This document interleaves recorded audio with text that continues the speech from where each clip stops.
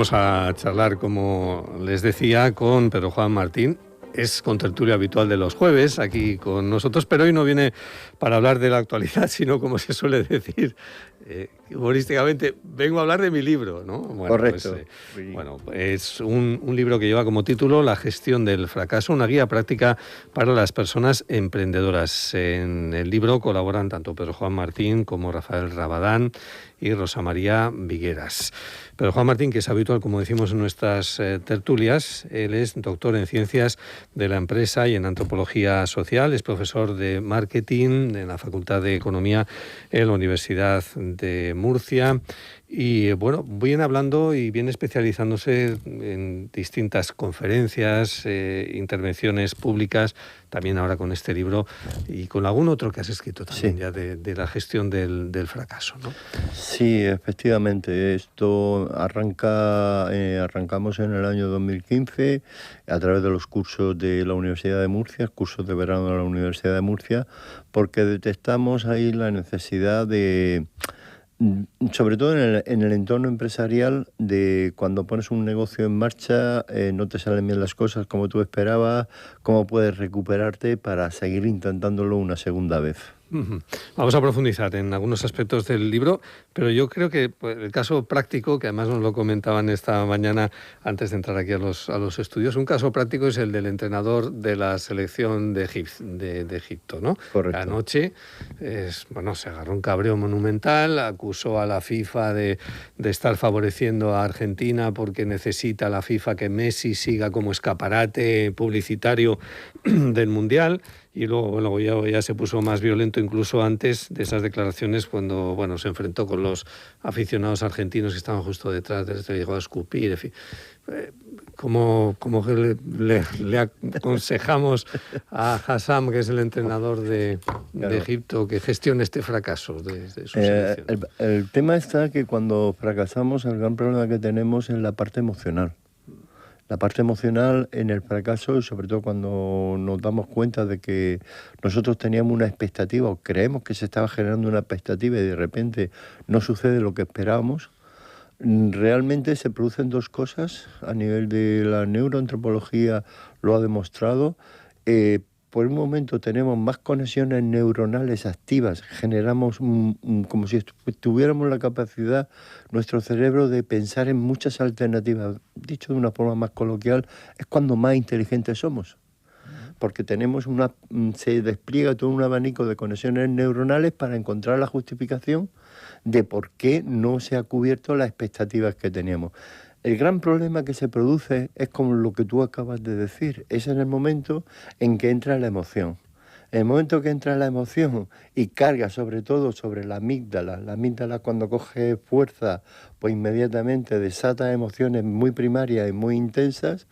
Una de ellas pues es la ira, que es una emoción que sale y nos genera además índices muy altos de frustración, y a partir de esa frustración tenemos un comportamiento agresivo, que yo creo que es lo que pasó. Cuando se produce esto, todo lo que estábamos generando de inteligencia para poder entender por qué hemos fracasado es anulado y es la emoción la que nos domina. Yo creo que por eso dice, esto tendrá que verlo Hassam, lo tendrá que ver con tranquilidad, tendrá que verse el partido, porque indiscutiblemente pueden haber percepciones de cosas que él ha percibido que se han producido, pero indiscutiblemente, no sé si coincidirás conmigo o no en este sentido, también hay cosas que su equipo pudo haber hecho mejor, sobre todo cuando ya estaba situado con el 0-2. Claro, un análisis no quita el otro. No quita el otro. Antes de profundizar en algunos detalles que me han llamado la atención, ¿en quiénes estáis pensando? Bueno, que empieza Pedro Juan, Rafael y Rosa María. Sí. ¿Cuándo habéis hecho este libro de gestión del fracaso? Pues mira, nosotros se lo propusimos, la idea que cuando se lo propusimos a la editorial Pirámide. Es una editorial que además quiero comentar que nos ha tratado maravillosamente, y además desde el primer momento apostó por el libro porque vio también su necesidad. Porque nosotros pensábamos sobre todo en emprendedores jóvenes, incluso con titulación universitaria, pero que se tenían que enfrentar a una situación de fracaso, entre comillas, en su primera experiencia empresarial, ¿no? Y entonces ponen toda la ilusión, ¿no?, en lanzar una línea de negocio y de repente se les cae abajo, ¿no? Claro, entonces el libro va sobre todo en la línea de decir, estos jóvenes que ponen tanta motivación, tanto esfuerzo, porque al final, en el aspecto empresarial, no quiero salirme de este aspecto, ¿no?, pero al final tú fracasas muchas veces porque hay información que tú no tienes y que aprendes precisamente con ese fracaso, ¿no? ¿Qué es lo que pasa? Que cuando no sabes recuperarte de esa situación o no sabes tomar la decisión, el paso siguiente es decir, me olvido ya de emprender, me voy como trabajador de cuenta ajena o me preparo una posición o salgo de esto, pero yo no estoy dispuesto. Cuando en ese momento tus posibilidades de que un segundo negocio salga muy bien adelante, pues tienes muchas más posibilidades porque esto primero has aprendido. Yo tengo casos de alumnos que me decían, mira, profesor, estoy pensando poner esto en marcha o hacer un máster y tal. Y yo le decía siempre, lánzate, te va a enseñar mucho más ponerte en marcha con un negocio, todo lo que puedas aprender, que si te sale mal, si el coste es lo que te pueda estar costando un máster de los caros, pero al final vas a salir con mucho más conocimiento, ¿no? Mucho aprendizaje, porque, bueno, eso forma parte de un eslogan que he leído en el libro, ¿no?, que viene a decir que unas veces se gana y otras, en vez de decir se pierde, decís se aprende. Se aprende, efectivamente. Pero hay que cumplir una condición para aprender. Y esto que es la de que te tienes que fijar en el error. Solamente aprendemos, es decir, unas veces se gana, otras se aprende, totalmente de acuerdo, pero prestando atención al error. El error no se puede ocultar. El error, de hecho, se debe de comunicar. Hay muchos choques culturales, por ejemplo, entre un emprendedor estadounidense y un emprendedor o emprendedora española. Eso te quería preguntar. ¿Y un emprendedor japonés? Peor todavía, porque en ellos el hecho del fracaso está relacionado con el honor culturalmente. Entonces, te deshonras el hecho de que haya habido un fracaso. Son culturas muy extremas, muy intolerantes con el fracaso, en el cual pues tiene una connotación muy negativa. Entonces nos encontramos con países que tienen una alta tolerancia al fracaso, empresariales, en Estados Unidos, ¿no? Estados Unidos, y como tú bien dices, en el extremo opuesto, pues nos podríamos encontrar Japón, Corea del Sur, países orientales donde pues el prestigio, por ejemplo, de una persona y de su familia, no solamente el honor de la persona, sino el de su familia, se puede ver muy comprometido si fracasa. Sí, pero aquí en Europa vosotros decís en el libro que tiene más connotaciones negativas que las que pueda tener en Estados Unidos, que es más positivo, más optimista. Claro, eso, ¿no?, es lo que nosotros, tanto en Europa, sobre todo en España, la cultura latina, si me permite. En España, también en Sudamérica, en Sudamérica tenemos también un poco esa percepción, también muy influenciado por la propia cultura hispana o iberoespañola,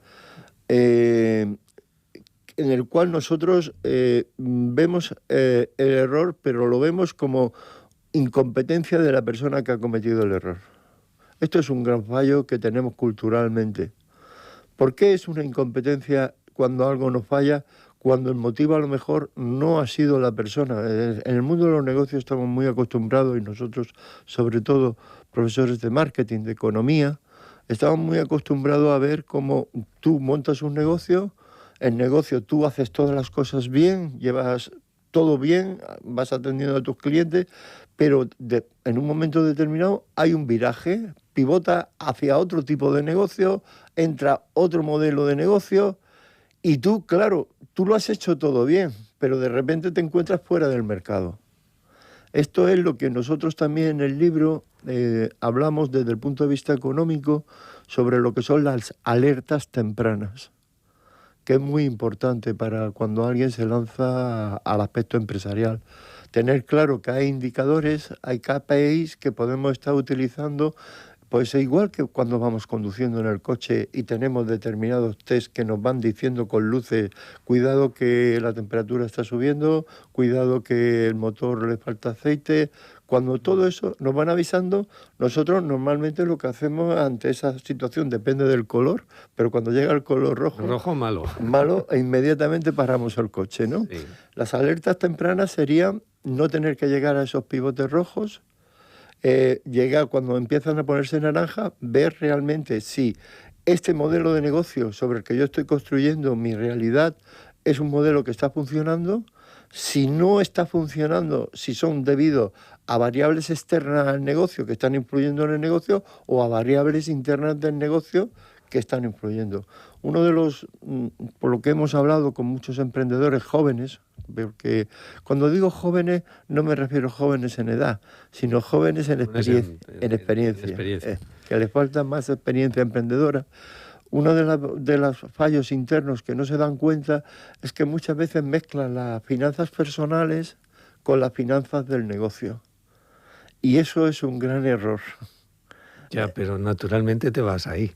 Claro, pero por eso hay que aprenderlo, de que tú tienes que separar claramente lo que son las finanzas del negocio de las finanzas personales, porque al final tú no lo valoras, pero esto es como, nosotros utilizamos muchas veces la metáfora de que al final un barco se hunde no por una gran ola que viene y lo hunde, sino porque se le va haciendo pequeños agujeros al casco, va entrando agua y llega un momento en que ya no puede seguir manteniendo el barco y el barco se va abajo.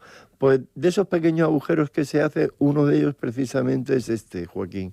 El hecho de estar utilizando las finanzas del negocio para atender también demandas personales o particulares. Particulares. Y queda la advertencia: gestionar el fracaso no es levantarse rápido, sino levantarse bien, decís. Eso es.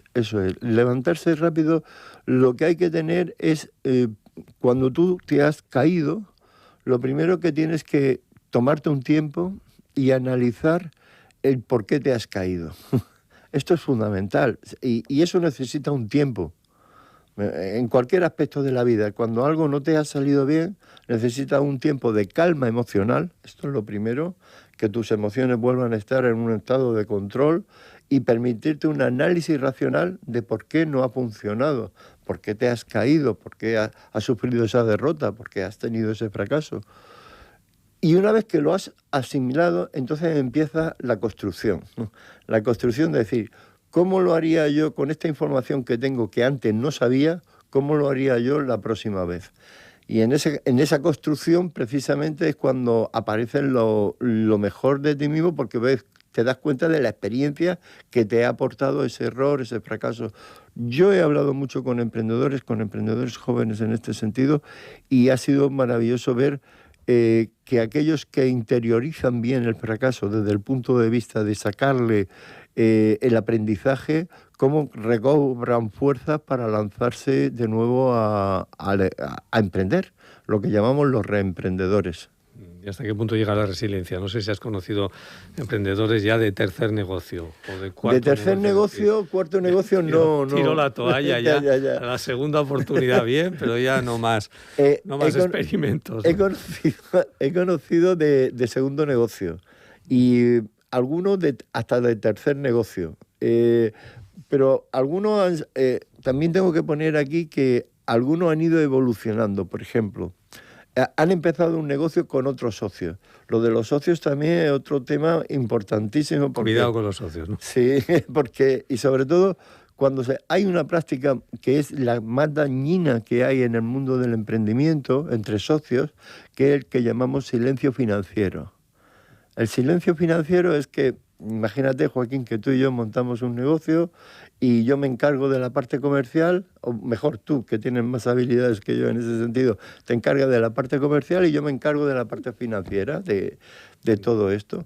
Pero cuando tú y yo nos vemos, yo no te doy respuestas referentes a las cuentas. No me das información. No te doy información, no te doy... Entonces llega un momento en que yo manejo, hago lo que creo que es mejor pero tú no sabes nada. Ese silencio financiero después da lugar a decisiones que yo voy a tomar por mi cuenta sin consultar contigo. Y este es uno de los grandes problemas que tiene el emprendimiento cuando lo haces con socios. Entonces yo he tenido la experiencia de personas que empezaron con socios su primer emprendimiento. El negocio no fracasó, pero la relación entre socios sí fracasó. Al final ese negocio pues se hundió. Después iniciaron otro negocio por su cuenta que no les salió bien y ahora están con el tercer negocio, podríamos decir, pero por su cuenta intentando aprender todo lo que... Las personas que son emprendedoras... Eso lo llevas en los genes, ¿no? En los genes. En los genes. Claro, y sobre todo hay una lección muy importante, Joaquín, que sí me gustaría compartir. Hay gente que dice, yo no quiero tener jefes. Han nacido para que no tener a nadie que le diga lo que tiene que hacer. Y entonces desde ese espíritu, desde esa impronta, pues quieren construir la realidad de su negocio. Muy interesante en el libro, porque en el libro, pues claro, nos hemos juntado 3 personas que tenemos perfiles profesionales distintos.